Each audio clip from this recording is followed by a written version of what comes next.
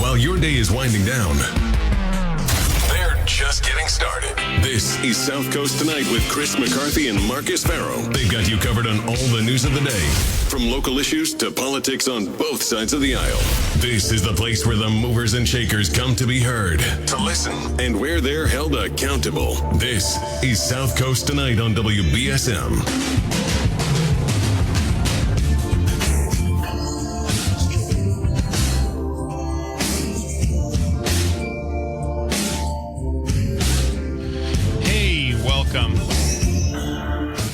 Welcome back to the third and final hour of the evening. It's just me now. I'm Marcus. I'm Marcus Farrow. And Chris McCarthy isn't with us tonight. Chris McCarthy will be with us Wednesday. And that was Sheriff-Elect Paul Heroux. I thank him for making the trip down to Attleboro and staying in studio for 2 hours to answer your questions and take your calls on the WBSM app chat and at 508-996-0500. If you missed any of that, the podcast will be uploaded soon. The first hour podcast might already be available. The second hour podcast will be available soon. If you missed any of it, if you want to go back, if you called in or you want to hear your voice, you can listen to it anywhere podcasts are offered, WBSM.com, all of that. What I do appreciate that. Throughout the campaign, Sheriff-Elect Heroux and Sheriff Hodgson made themselves very available to us in the media and to us at South Coast Tonight in particular, and never turned down an interview, always made time. And even now, after he's won, he wanted to come down to the audience down here and speak with you guys directly. So I do appreciate the commitment to communication. It's something that I think Sheriff Hodgson really had during his 25 years in office, the media availability.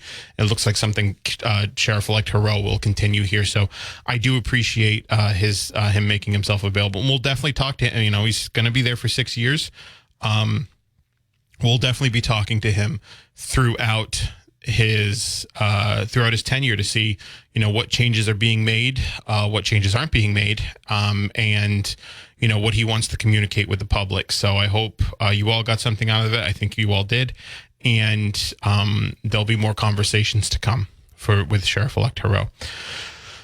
I'll be having a conversation with you if you'd like at 508-996-0500. I'll also be taking your messages on the WBSM app chat. Again, just some housekeeping that we had tomorrow. So Chris, it'll be regular programming here at South Coast Tonight, Monday, Tuesday, and Wednesday. So Chris will be joining us Wednesday. Tomorrow will be just me again. But we'll have Thursday, we're broadcasting the Pats game. So, I told you guys that I listened to the Pats game when I listened to the end of that Pats-Jets game when they returned the fumble, and I thought it was pretty cool to listen to it. And, when you're sometimes you want to stay, sometimes you want to watch the game, sometimes you want to listen. And you can listen to it here Thursday night when the Pats are playing the Bills. Huge game, biggest game of the season for your New England Patriots. So we won't be here Thursday. Friday, Chris and I have a social engagement to go to. So Jack Spillane's going to be here. I heard Jack earlier today on the Tim Weisberg show. I love that standing segment that they have every Monday at 11, the Turn on the Light segment. I really enjoy it. Even if I've got a lot going on in the morning, I always make it a point to either put that on, listen to it. I always have WBSM on all day, but sometimes you're doing stuff. I've got another thing. I've got other work obligations, but I always make it a point to listen to that segment. I think you should too, because it's always very, very, very, very informative. Jack, obviously, a lot of institutional knowledge in the city, being a reporter for 20 some odd years. And honestly, people like Jack, people like Chris McCarthy, Phil, Barry, they're old school, long time journalists who have so much institutional knowledge that our generation doesn't have, and that I'm trying to get as much as I can from all of them. I'm trying to get as much as I can from Jack, from Chris, from Barry, from Phil, from Tim, but Tim and I are part of that younger generation. From Tim too, but those sort of, old school guys, I'm trying to get as much information as I can from them so that I you know what I'm talking about. So I really do appreciate that segment. I appreciate Jack stepping up and filling in for us a few times this month because we've got some stuff going on. So a few times this month you'll hear Jack explain. I know he's got some plans for the Friday night show. The Friday night show is so much fun. What you should do on Friday night is give Jack a call and shoot him a message ask him some questions because he'll have a lot to say. I think he's got something planned for some people with some people at the light as well. I'm looking forward to listening to that in the podcast after because again Chris and I have a social engagement. So that's our plans for this week. And tomorrow, actually, I have Leon Corey. 8 o'clock, I have Leon Corey, Fairhaven Selectman. When all the elections were going on, we did have some messages. Hey, can you talk about some stuff in Fairhaven? Can you talk about some stuff in Dartmouth? And I said, yes. As soon as the elections are over, we're going to have a lot more time to focus on some of the town stuff. I've got friends and colleagues that are involved in every corner of the South Coast in, the journalism up there. And so you're going to hear from them. And the one I wanted to start with, obviously, because we do a lot in New Bedford, obviously, because that's New Bedford is the hub of the region.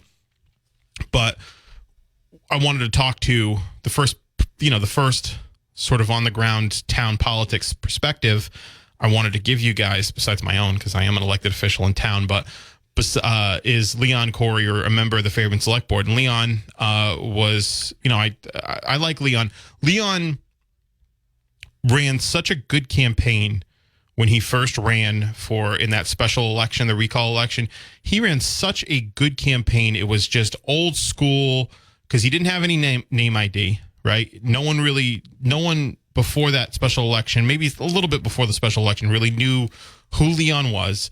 But he made it a point to get himself in front of as many residents as possible. That's the way you win a campaign locally. Get yourself in front of as many residents as possible and ask them what their concerns are, and really ran a strong campaign. Came just close to, he came very close in that special election, and then ended up being the second leading vote getter in the next election. So really impressive campaigning, but I'm looking forward to having Leon in studio to talk about some of the stuff that's going on in Fairhaven. We'll also take your calls and messages on that too, if you want, at 508-996-0500. I'll take your calls and messages on basically whatever you want for the rest of the hour at 508-996-0500. But that's what we got. Leon Corey, he's going to be in at 8 o'clock. At 7 o'clock tomorrow, we're going to have Sheriff-Elect Donna Buckley. Now, Donna Buckley, she won, I had DA-elect Rob Galliboys on. He is on the Cape and Islands district. So there was that the red wave didn't happen really nationally. The Republicans did take the House, and that's not as much as they probably should have, but still a victory for them because they're going to hold the gavel, so they're going to be able to control what goes in and out of Congress. But here in Massachusetts, there was a blue wave. Really. And that blue wave took two long-held Republican offices. I mean, three, right? You had the Sheriff-Elect Heroux won his election against Tom Hodgson. And on the Cape and Islands, you had there was an open race for DA and sheriff that were held by Republicans for 20 plus years. Actually, in the case of the Cape and Islands race, it was really held by the same administration for about 40 years because Michael O'Keefe held that office for 20 years, but he worked for about 20 or so years under the previous DA, Phil Collins, a Republican. So they won, I think, pretty handedly, won their elections and were able to flip those two seats from R to D. And so we had DA-elect Galliboys on. We talked about his campaign. Sheriff-elect Buckley's going to come in and talk about her campaign. I believe her background was she was the general counsel, the attorney for the Barnstable County Sheriff's Office for a while. So I'm looking forward to talking to her. She's going to call in tomorrow at 7 o'clock. So we'll have a conversation with her as well. I like having conversations with people sort of outside of the greater New Bedford or / South Coast area. I think because we get a good grasp on really like what's going on statewide. And that does impact us. You know, what happens in the Cape and Islands. We do have listeners. You heard an app chat messenger from Oak Bluffs messaging. We do have people out in the Cape and Islands, too, that listen to WBSM. Actually, when I was, I took a lot of Cape trips down the Cape to like Truro, P-Town, etc. Falmouth. I always vacation in Falmouth every year. And when I go there, I can hear WBSM, right? Our signal picks up. I remember listening to Barry. I could hear Barry while I was in Truro. So we're gonna have those people in as well, because I think their elections were really fascinating, and I'm interested to hear what their plans are for the office as well. So Wednesday we're going to have Robert Cabral. He is a Ward 3 City Council candidate. So we've had a couple candidates on so far. We've had Jake Ventura, who had said he was exploring a run, but all indications pointed towards he's going to declare. He is an attorney at Ropes and Graham, that's headquartered in Boston, but I believe he spends a lot of his work days down here. He's an attorney at Ropes and Gray, was a legislative aide for Steve Howitt and Seekonk, ran for state senate in Bristol County a few years back. So Jake Ventura declared that he's exploring a run. Sean Oliver, we had on last week on Tuesday. Now I have a column up on WBSM.com. You can check it out. It's about Sean Oliver, and it's about his interview here that I had with him. I like Sean. He's a nice guy. And I think his perspective is important because because what's going on on the Advanced Manufacturing Campus, the golf course in Ward 3, that's going to be converted into both a golf course, from an 18-hole golf course, and a sprawling business park. That's going to impact the people that live off of Hathaway Road, where Sean Oliver lives, off of Hathaway Road, right? And so there's, it's already a very highly congested, if not the most highly traffic congested area in the city.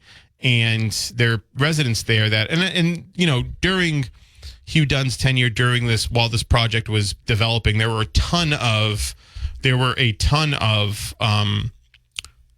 neighborhood meetings about this, public meetings that were posted, and people came and voiced their concerns. But there's still a conversation to continue about that. And so it's one of I think his primary focuses in the race. And I think it's going to be the main issue in the Ward 3 City Council race, is the Advanced Manufacturing Campus. But Sean Oliver was, I think, a real nice guy, and provided an important perspective. And you can check out his column on WBSM.com. My plan, and it talks about our interview. There's also the audio that you can listen to in the podcast format. I plan on having all of the, hopefully having all of the candidates in studio, and then writing, a column on them and some of their, policy platforms. But of course, I want them to come here, talk to you guys, and tell them why they want to run for this seat. When we campaigned, again, you guys know I ran Hugh Dunn's city council campaign before I started working here, but WBSM had played a big role WBSM played a huge role in our campaign strategy, and I think is going to play a huge role in a lot of their campaign strategies as well, because we bought ads here. Hugh did regular guest spots here, and so did the other candidates. And there was also a debate here that was in this time slot, actually, before this was a real, an actual WBSM time slot. Taylor Cormier, who's now at the Howie Carr Show, had moderated a debate between Beth Photo and Hugh Dunn. So we've heard that there are other candidates declaring. Kathy Daner, former Ward 3 City Council, she's declaring. She's declared. Ian Abreu said that on here on WBSM when he called in after they certified the special election for Ward 3. And I did see Beth Photo sign out in front of a former city councilor's house when I was driving by, because it's on a main street, when I was just driving down that street the other day. So it looks like that would seem to indicate to me that Beth Photo is planning on running as well. So it's going to be a very robust field of candidates here that you're going to get to choose from if you live in Ward 3. So that's all really interesting to me. Special elections are interesting because, I mean, typically it's lower turnout, especially in a ward race. It's probably going to be lower turnout, but there's going to be a faction of committed voters that vote in every election that are going to show up and vote. In this election. I think the general election results on I think about 700 voters in the ward had showed up. It did rain heavily that day. I mean, downpoured. And that does have an effect on turnout. But it's still going to be, that city councilor, despite the, whether it's low turnout, high turnout, whatever, the people that show up to vote, and they get to pick the councilor. That city councilor is going to vote on everything, not just Ward 3. They're going to vote. I mean, they're obviously going to be a steward for Ward 3, but they're going to vote on everything. They're going to vote on the budget for the entire city, right? They're going to vote on maybe some more stuff with the advanced manufacturing for the entire city. They're going to vote on potentially the pay raises for city councilors, which is, I think, in front of the city council today. Not pay raises for city councilors. Sorry, no, not that.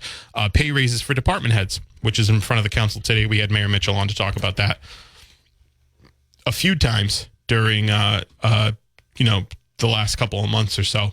So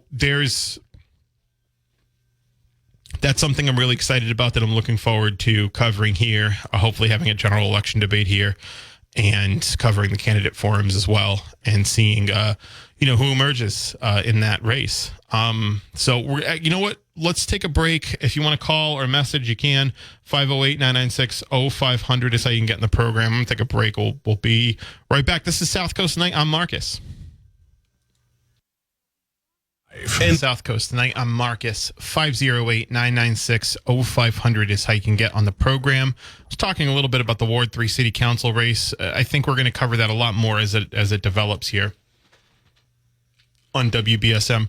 I don't know if I'll reiterate the dates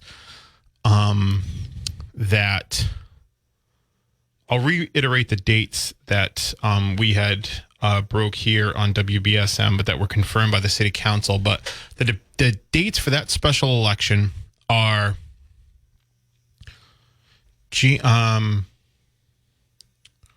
they are January 24th for the preliminary election, which is a very quick turnaround from pulling papers, and February 28th for the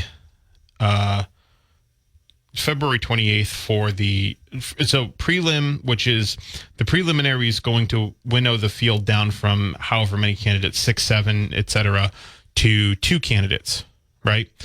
And so that's January 24th, and then you'll have those 2 candidates that emerge with the most votes, or the largest plurality of the votes, I should say, in the January 24th election. Will then have about a month to campaign in the February 28th general election. So I just had Sheriff-Elect Heroux on from the 7 to 9 o'clock hour. If you missed any of that, you can go to WBSM.com. You can check out the podcast. The first hour is definitely up now. The second hour, if it's not up yet, it will be up soon. I just uploaded it. So if you missed anything, if you want to hear it again, just to clarify some comments, perhaps, you can go to WBSM.com or the WBSM app chat and listen to what Sheriff Heroux had to say about some of his plans for transitioning, some of his, the things that he definitely will do, the things that he's not committed to doing that he might do, the things that he's open to. One of the things that I thought was really interesting, and he did say this in the campaign, I remember, is talking about the Ash Street Jail. Now, the Ash Street Jail is arguably, it's like one of those things like, oh, do we have the oldest operating elevator in the city, right, in New Bedford, the oldest operating elevator of its kind, oldest operating elevator in the country, right, in New Bedford. But there's some other elevator somewhere that's also laying claim to that. Same thing with libraries, stuff like that. But the Ash Street Jail may be the oldest jail in the country. If not, it's one of the oldest jails in the country. The first iteration of it actually was built in 1828 when was John Quincy Adams president back then. I think John Quincy Adams was president back then, the sixth president of the, I think the sixth president of the United States. So,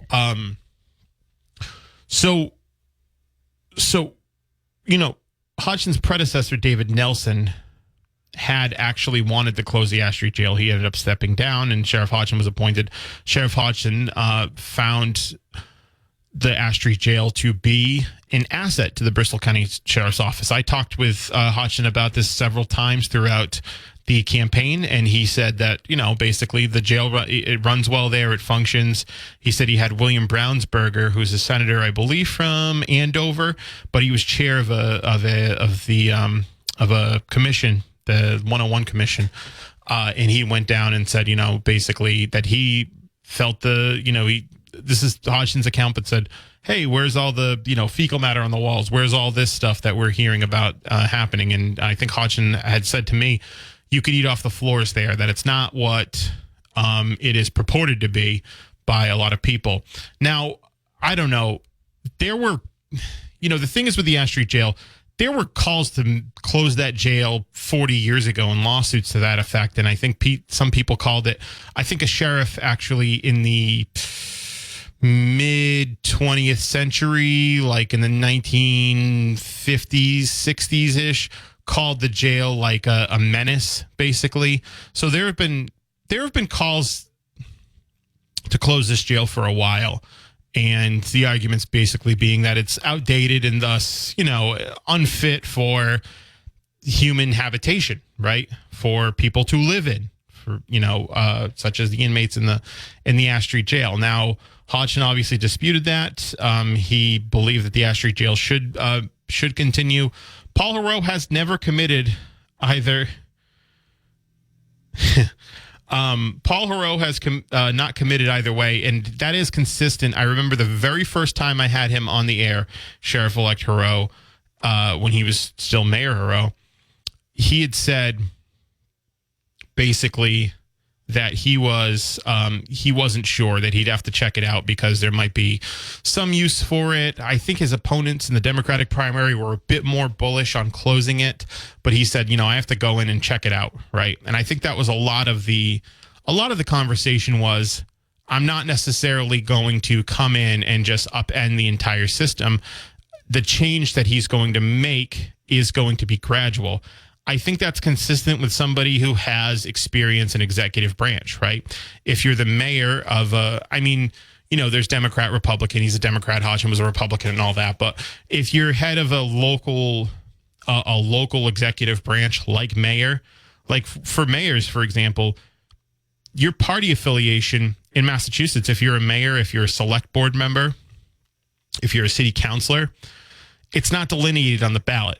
There's no designation whether someone's a Democrat, Republican, Green, Rainbow Party, or an independent. And I think that's good because in a lot of situations, you look at that and you say, well, it's a lot less when you're talking about municipal government. It is very technocratic. It's very more practical than ideological, right? You'll hear, members of Congress, and that's, they're national, they're all national figures, so they can do this and they should do this, is talk about more, ideological stuff, right? But that's the game there. Here, it's more about what can we do to provide the best services to people directly, because, when you're on the local level, you are providing services directly to people in your community, and it's a lot less abstract, right? It's a lot less.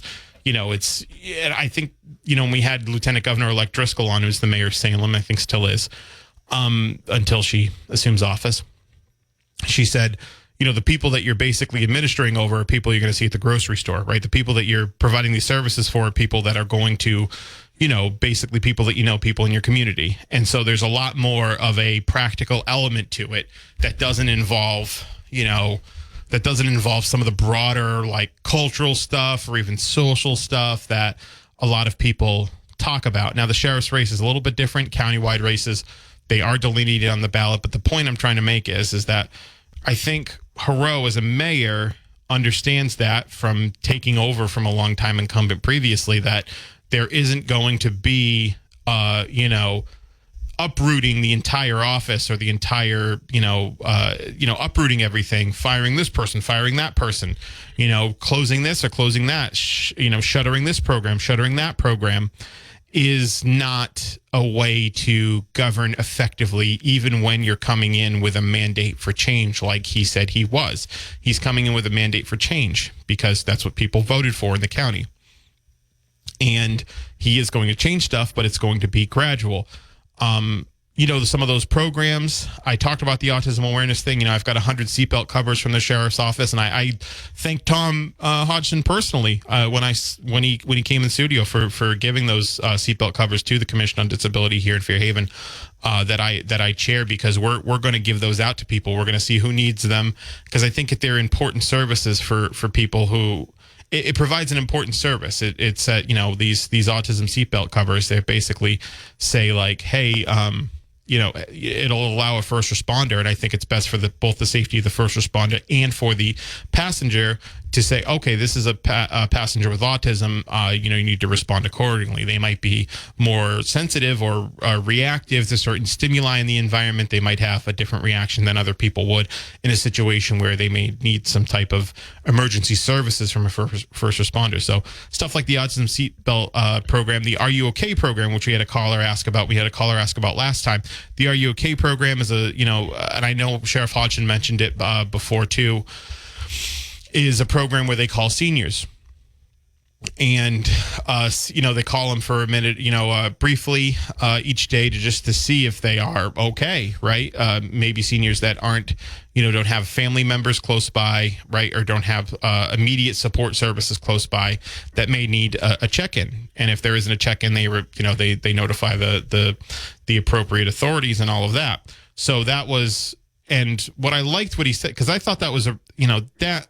On its face, you look at that, that's a good program. That's a good and I think necessary community service that the Bristol County Sheriff's Office provides. And what he said, which I like, is even if it's something that we can't continue here, he wants to ensure its continuity. So with the Are You Okay program, even if it's something the Bristol County Sheriff's Office may not continue themselves, he's going to ensure that another either nonprofit organization or another governmental organization, maybe in the county or maybe in the state government or somebody, will continue that program, and that's good. I like hearing that because, again, I think it's a necessary. I think like the Are You Okay program is a good program that provides a necessary service to an underrepresented population, which is our seniors. So again, I think a lot of that comes from, that's what you heard a lot is, hey, listen, I've got, he's obviously has his ideas for change that he's campaigned on. There's things that he's definitely going to do that he talked about, like,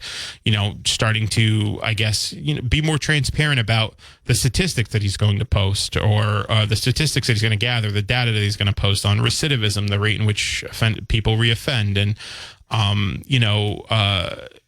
some of the programming he wants to do. There's, he has ideas, obviously. He's got experience in corrections, but he's not going to come in and upset the apple cart, because that's not a good way to run a government, coming in and saying, I'm going to upend all this. And I thought the story about keeping his two Republican staffers in the city government, the two administrative staffers that he has under him at the mayor's office that were under the previous mayor, he said, why would I can them? They're doing a good job, right? I'm not going to fire them just because they worked for the other guy or just because they're loyal to the other guy. If they do a good job, if they're doing their job, I don't want to shutter decades of institutional knowledge. That's not a good way to run things. So I think if you're listening to that, if you were a member of the Department of Corrections, we had a spouse of the Department of not Department of Corrections, but Bristol County Sheriff's Office. We had a spouse call in about that. We had people from messaging on the app chat that I'm going to guess at least a couple of them were members of the Bristol County Sheriff's Department that had questions about programming. I hope that actually, put your mind at ease a bit. And again, I like that he is making himself available. He isn't just saying, "Hey, I got 6 years now. Go screw." Right? I don't have to tell you anything.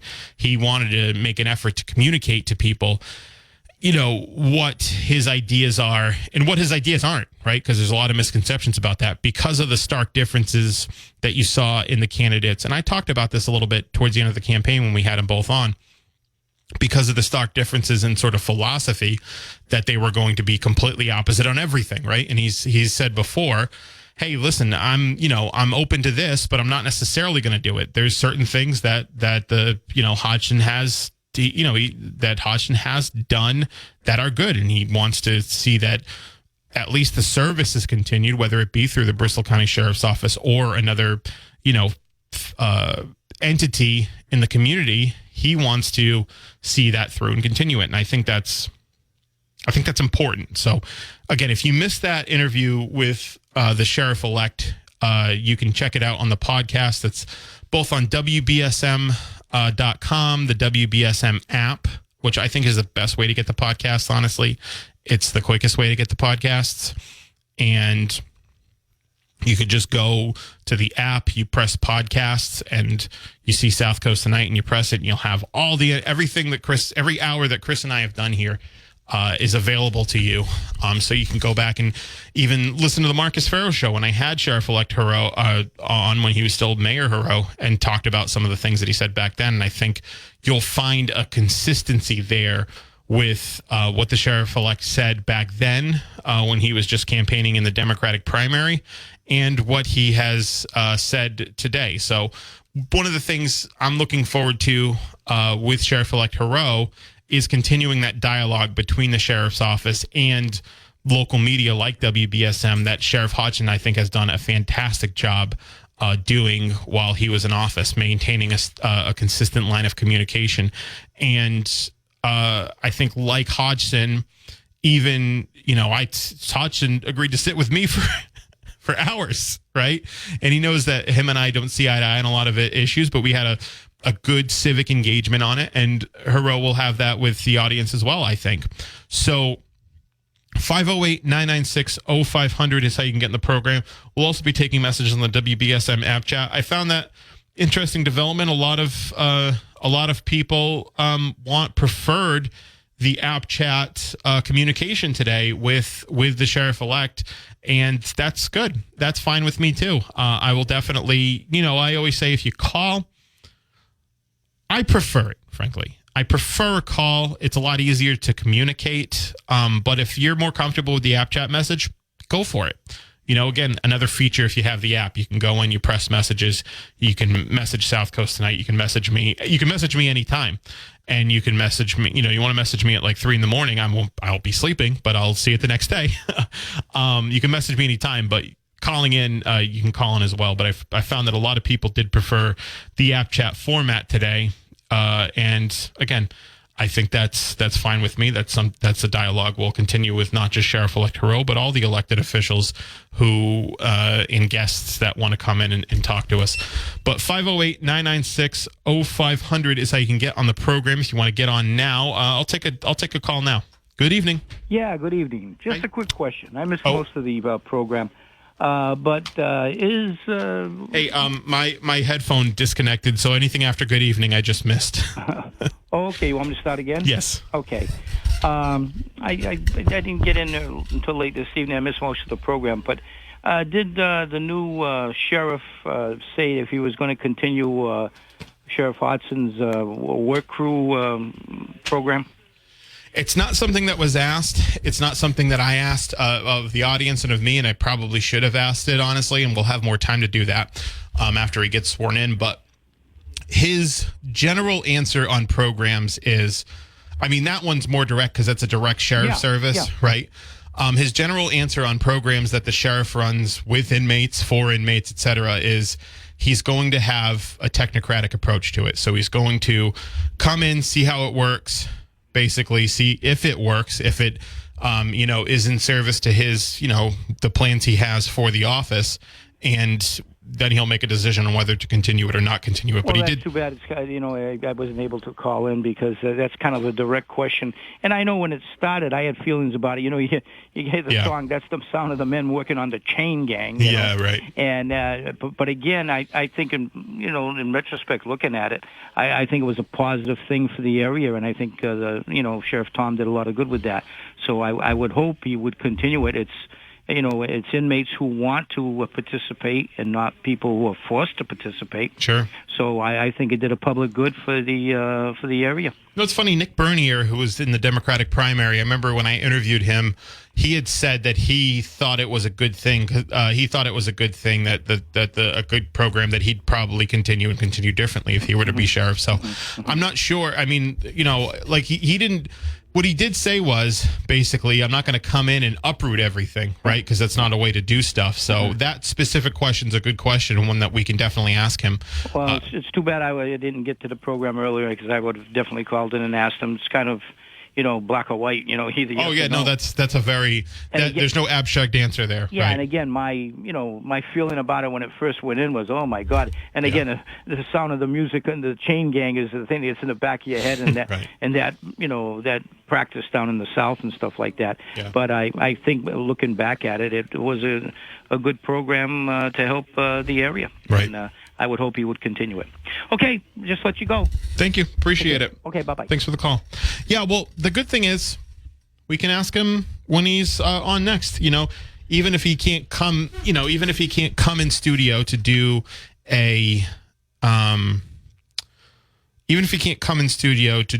a full 2 hours like he just did, he'll call in. He'll call in and we can ask him those questions. That's a question he's going to have to answer at some point, right? So after he gets, I had him on just to ask some general questions about transition.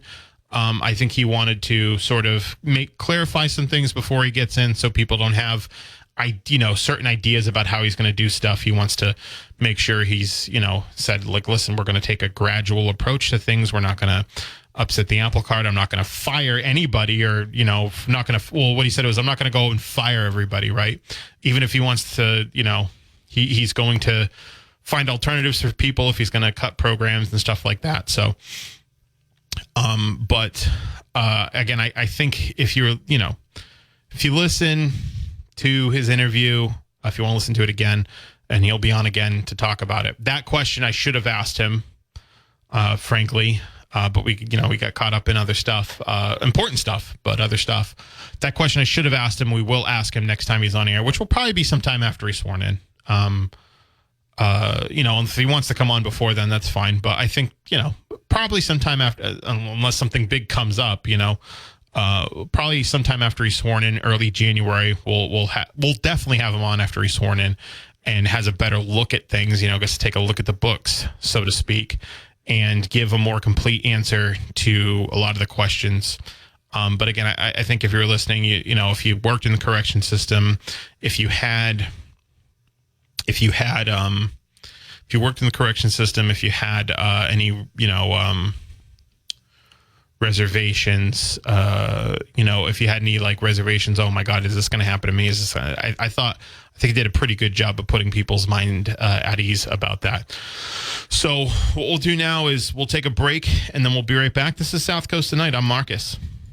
1420 WBSM, New Bedford's news talk station. Spent all day hearing about the news. Now's your chance to react to it. Pick up your phone and call the professionals. Call Chris and Marcus now at 508-996-0500 or send a text via app chat on the WBSM app. Now, back to South Coast Tonight. Hey, welcome back. We're just finishing the second hour of the program. The third hour of the program. You can call in if you want at 508-996-0500. You can take messages on the WBSM app chat. And that's, we're just closing out. Again, I want to remind people tomorrow we've got some real good programming. I think we do every night. I try to every night. I hope you agree. But tomorrow we'll have Sheriff-Elect Donna Buckley from the Cape and Islands. She's one of the other Democratic sheriffs that took a seat from Republican control in in the elections on November 8th. And, remember I had DA-elect Galaboy's the Cape and Islands DA, Cape and Islands DA-elect, who took that office from longtime Republican control as well. So I'm interested to see what, Sheriff-elect Buckley has to say. She did work for the Barnstable County Sheriff's Office for some time as a general counsel, and it'll be a pretty interesting interview. And then Leon Corey, who is the vice chair of the Fairhaven Select Board, he's going to join me in studio here at 8 o'clock to talk about some Fairhaven issues. And we'll take your calls and app chat messages at that time, too, at 508-996-0500, or message on the app chat, and we can answer your questions. I know there was a lot of, requests to have more Fairhaven in... a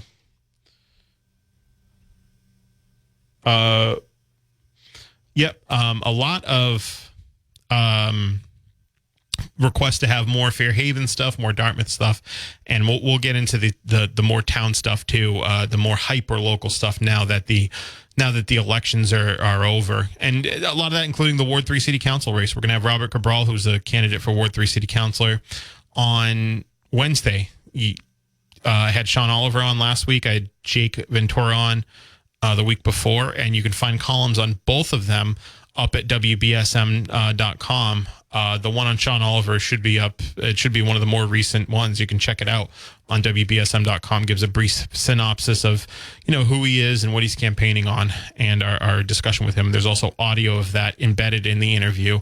And I'll do one on this interview with Sheriff-Elect Heroux as well. So we're going to definitely get into that more hyper local stuff too, because that's, really the stuff that makes WBSM, the local product that it is. So, all right, I'm going to take one more break and we'll finish out the hour strong. Thank you for everybody that called in that message on the app chat. We got a lot of app chat messages today asking Sheriff-Elect Heroux questions. Thank you to Sheriff-Elect Heroux for joining us to answer those questions. Again, I think probably put a lot of people at ease about the transition. So we'll talk with him more as he continues his transition to sheriff, and we'll also be talking to you for the rest of the week. So I will see you guys tomorrow. Manana. Later.